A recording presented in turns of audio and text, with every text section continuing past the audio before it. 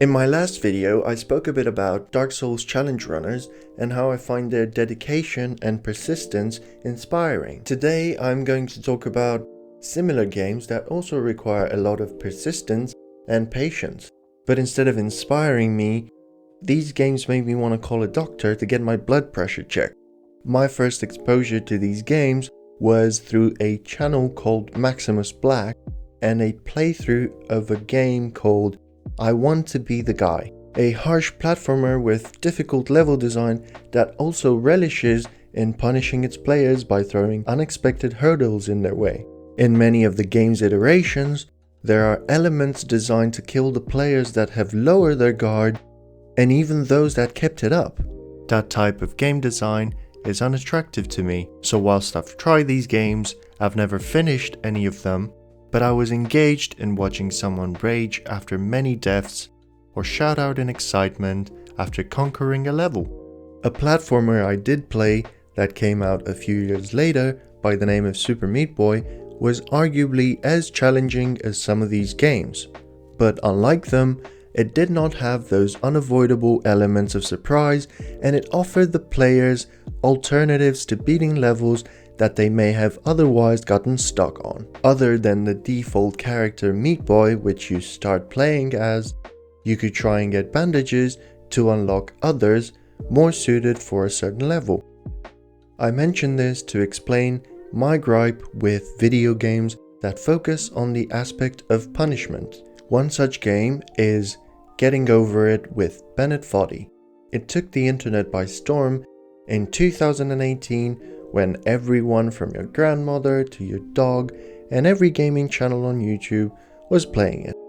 The game puts you in the shoes or cauldron of a bold man equipped with a hammer and tasked with ascending to the skies above.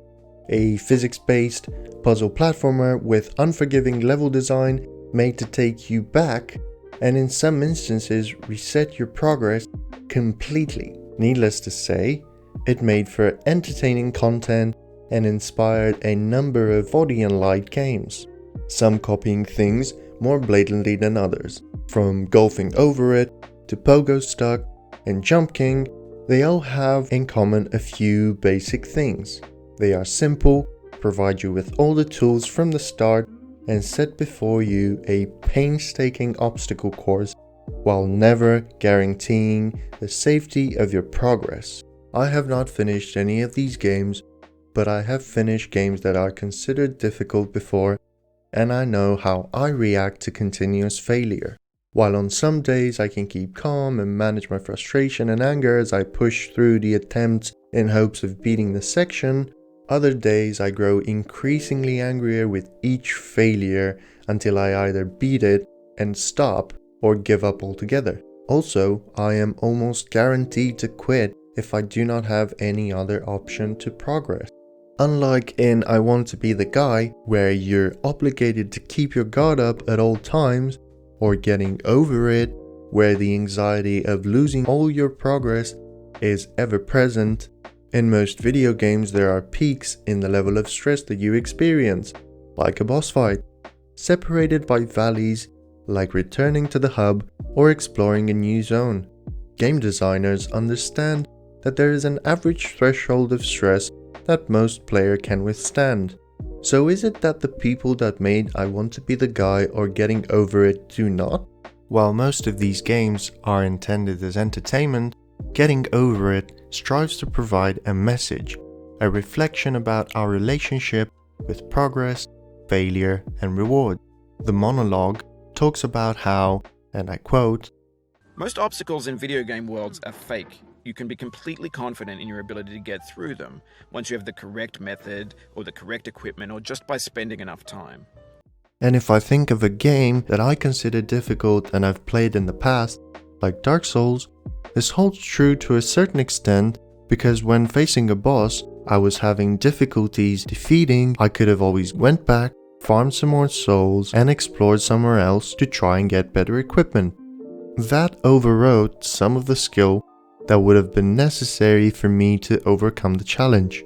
I didn't try the boss until I mastered both myself and the enemy, and in turn I was able to defeat them The way a no-hit runner might, there was a little side path for me to take that allowed me to tackle the issue from a different angle, giving me an advantage.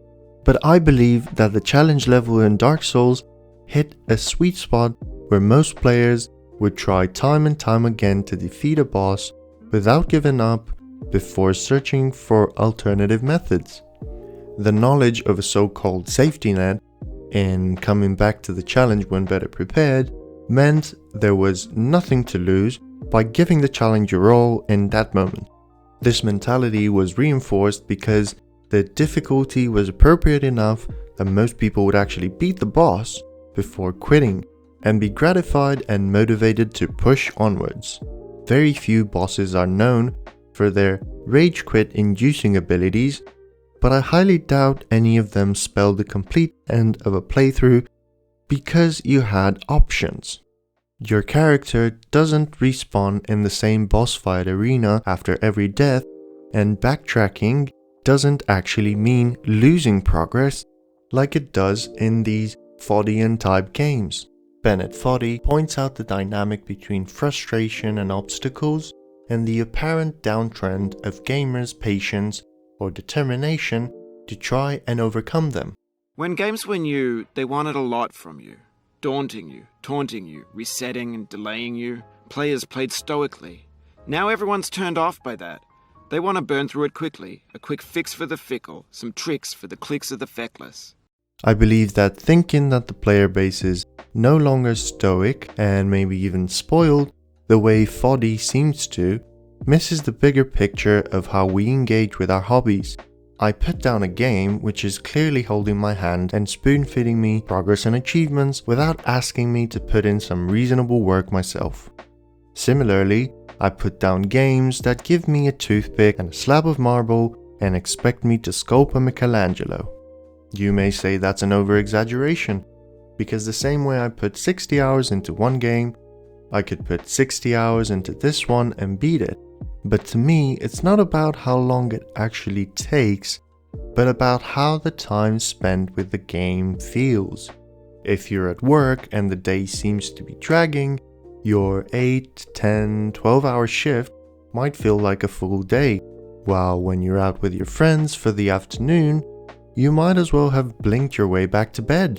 Maybe I would get a huge amount of satisfaction by beating one of these games, but I don't believe it would make up for all the stress the way getting paid at work doesn't make up for the newly acquired back pain. I enjoy a challenge, but when I have no way of approaching it other than grueling persistence, I give up sooner rather than later, which I do not like doing in video games. Life throws plenty of unfair and insurmountable obstacles at us at all times. And as we become adults, the resources provided by things like family and friends that assist us in overcoming them become more and more scarce. For most, video games are an escape from the struggles of real life. Worlds in which, even if you start off as a no one, you can actually work your way up in more ways than one. The actual grind set that a lot of delusional people on the internet espouse, which does not apply to real life.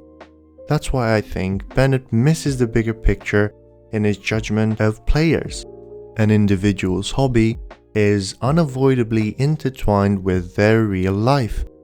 The way someone plays video games and what they take away from them is highly dependent on how old they are, how much free time they have, and who they are playing with. I believe that if you have a low tolerance for a challenge, you're either a small percentage of people who have been spoiled and given things all their life with little effort, or you're part of the higher percentage of people who have suffered hardships and setbacks which have beaten them down. The latter dedicate the emotional and mental energy required to their real-life issues, leaving them with little to none for a hobby which is supposed to bring relief and joy. The video game industry has grown greatly, and so has its player base. The younger generations do not have the perspective of playing something like sexy hiking, while someone who did play it is older and most likely mired in responsibilities and stress. So it's no wonder that they are less attracted to overly difficult and punishing games. I respect these games as an art form, but I know myself well enough to conclude that it's best for me to sit back and be happy for those who enjoy them and those who get a laugh out of the content that follows. But for now, Doc's over, Tio out.